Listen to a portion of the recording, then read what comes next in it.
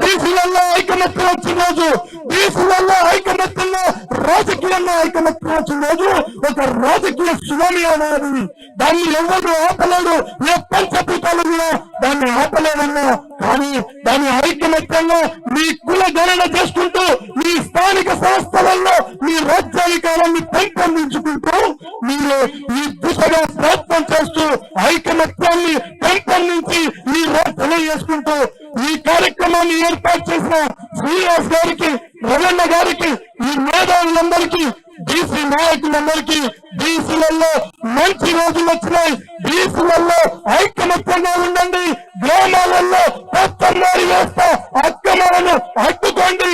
10 మంది ఐకమత్యంగా మీ వెంట్లో వచ్చిన కష్టాలకు, కన్నీళ్లకు ఒక్కటై పోరాటం చేసి పక్కవాడికి సహాయం చేస్తూ ముందుకెళ్లాలని కార్యకర్తల్లో నాయకులను కోరుకుంటూ ఈ మహాధరణ కార్యక్రమాన్ని విజయవంతం చేసిన ప్రతి ఒక్కరికి కూడా పేరు పేరున ధన్యవాదాలు తెలియజేస్తున్నా. జై బీసీ.